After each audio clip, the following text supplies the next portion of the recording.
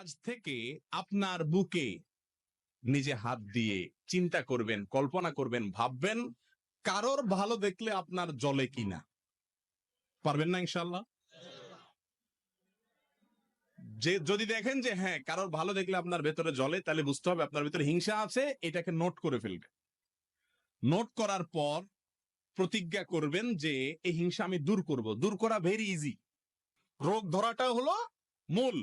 আপনি যদি ধরতে পারেন যে আপনার অন্তরে অমুকের প্রতি হিংসা আছে, ওনার প্রতি হিংসা আছে, এটা যদি আপনি ধরতে পারেন, তাহলে ইনশাল্লাহ ট্রিটমেন্ট ভেরি ইজি। খুঁজে বের করার পর দ্বিতীয় কাজ হলো চিন্তা করবেন, আমি যদি হিংসা করি তাহলে কেমন যেন আমি আল্লাহর ফয়সালাকে অস্বীকার করলাম। ঠিক না? ঠিক বলেন। আল্লাহ তাআলা পাশের বাসা আমার প্রতিবেশীর ছেলেকে মেয়েকে ভালো রেজাল্ট দিয়েছেন, এই দানটা তো আল্লাহর।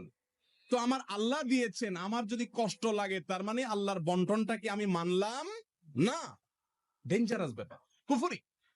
এটা মানুষকে আস্তে আস্তে ওই ইবলিসকে যেরকম কাফের বানিয়ে দিয়েছে, আস্তে আস্তে মানুষকে কুফরি পর্যন্ত নিয়ে যায়।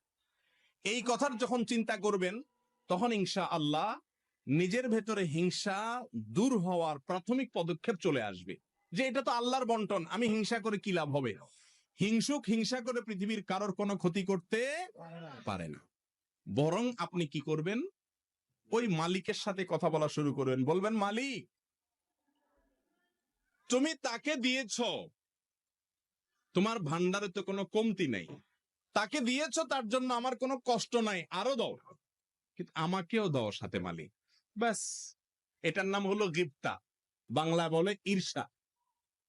এটা খারাপ না, এটা জায়েজ আছে। কারোর ভালো দেখছেন, দেখার পরে বললেন যে আল্লাহ তাকে আপনি দিয়েছেন, এটা নিয়ে আমার আপত্তি নেই মালিক, আপনি সিদ্ধান্ত নিয়েছেন দেওয়ার, অতএব নিশ্চয়ই এর ভেতরে কল্যাণ আছে, আপনার ফয়সালার প্রতি আমার কোনো অভিযোগ নাই মালিক, তাকে দিয়েছেন আরো দেন, আমাকেও দেন। হলো কি? ঈর্ষা। এই ঈর্ষাটা হিংসার মতো নিন্দনীয় বা খারাপ না।